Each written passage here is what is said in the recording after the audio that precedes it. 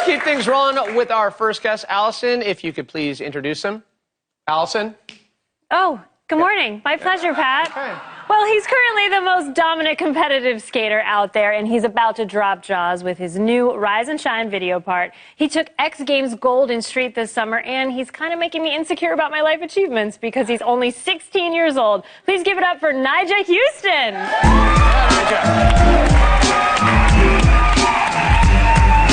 An honor, sir. Honor. Hello, welcome. Living legend at 16, I'll just say that. First off, we've been trying to get you on the show forever, so thank you for answering our calls finally. Yeah, no problem.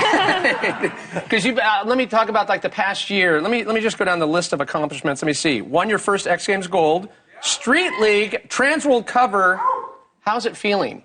No pressure. It's feeling great, you know. This year was such a big push for me, you know, and it was just a lot of motivation with getting back on Element.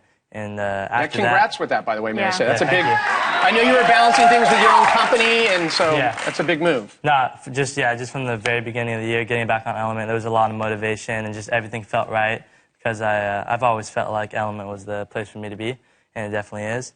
And as soon as I got back on that, got that Trans World cover, that trick that was on the cover was actually really, really scary.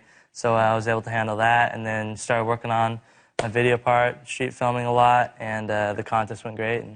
Here's the funny thing, and it is funny, because when you say scary, when we watch you skate, you don't even look fazed. In fact, it's hard to believe you're only 16 when we know you've been killing it for years. So we put together a little clip of our favorite Nyjah moments. Here it is.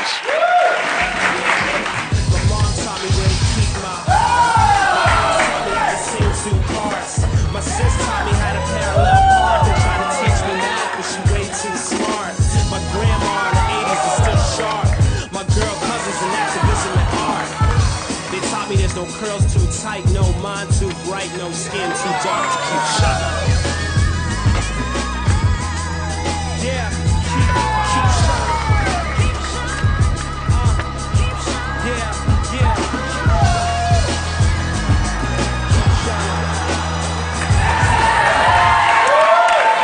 That is serious pop, may I say.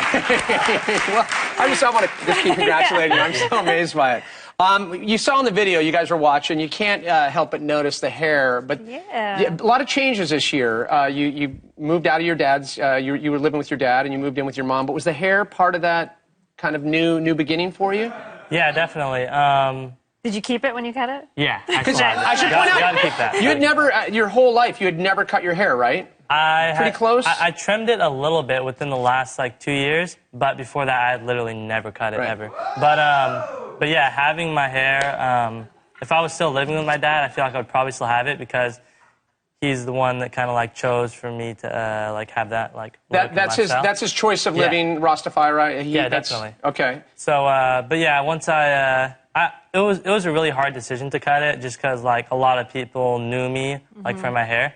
But I always knew throughout my whole life, I always knew that it was going to happen sometime. Right. Now, you mentioned your dad, but he also made a lot of choices for you. I know that there was a time in your skating career where it seems like he dictated who you could hang with, who you could skate with, where you would be. I mean, is part of that now that you're living with your mom, do you feel like you have a newer sense of freedom, obviously, with the dreads gone? Yeah, definitely. In all life ways, there's way more freedom living with my mom. I don't blame my dad for making those decisions because I feel like it helped me. It helped me stay focused on skateboarding and got me to where I'm at now. But 16 years old, I think that's the right age to kind of start making your own choices and having fun in life. Yeah. I think you've earned it.